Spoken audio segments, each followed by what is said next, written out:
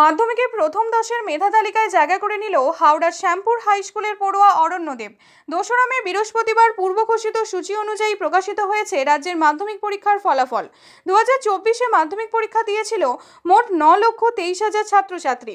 পরীক্ষা শেষ হওয়ার 3 মাসের মধ্যে ফল ঘোষণা করল মধ্যশিক্ষা পর্ষদ। মোট পাশের হার 86.31%।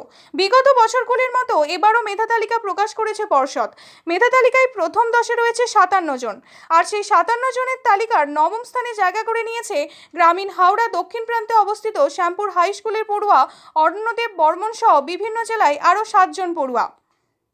তাদের প্রত্যেকের প্রাপ্ত নম্বর 685। তবে হাওড়া জেলার মেধা তালিকার প্রথম স্থানে রয়েছে অরণ্যদেবের নাম।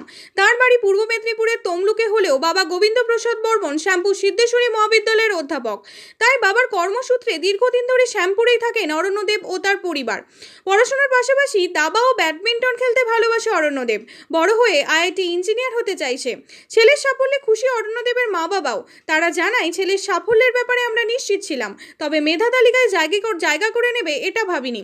পড়াশোনার বিষয়ে আমরা কখনো জোর করিনি, আর রুটিন ধরে ও কখনো পড়তো না। বড় হয়ে ও যেটা হতে চায় সেটাই হোক, আমাদের কোনো আপত্তি নেই, তবে ও বড় হয়ে ভালো মানুষ হয়ে উঠুক, এটাই আমরা চাই।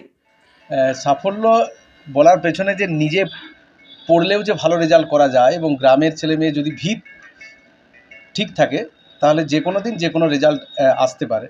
আমি প্রথম থেকে আমার ছেলের ক্ষেত্রে সেই জায়গাটা তৈরি করার চেষ্টা করেছিলাম যে ভিত তৈরি করতে হবে, আর সেই জায়গাটা আমি আজকে মনে হচ্ছে আমার সাফল্যের জায়গাটা হয়েছে।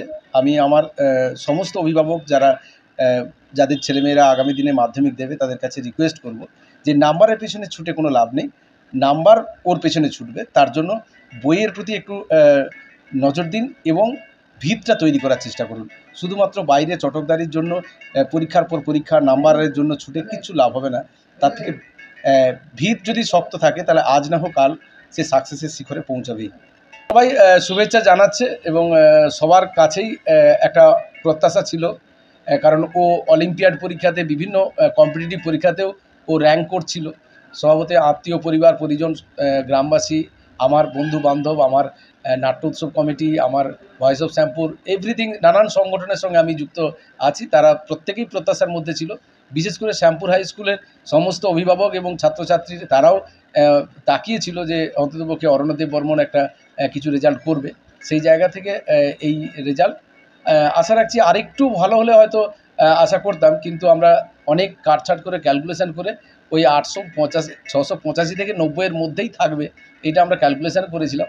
সুতরাং 685 পেয়েছে, ঠিকই আছে, কোনো অসুবিধা নেই। খুবই খুশি, আরেকটু আশা করেছিল, যাই হোক হয়েছে, ভালোই হয়েছে রেজাল্ট। আত্মীয় পরিজন সবাই খুশি, সবাই ফোন করছে, সবাই কনগ্রেচুলেশন জানাচ্ছে, সবাই খুশি। কারণ ওর প্রথম থেকে ও ম্যাথেও ভালো ছিল, ম্যাথের আগ্রহ, খুব ইন্টারেস্ট।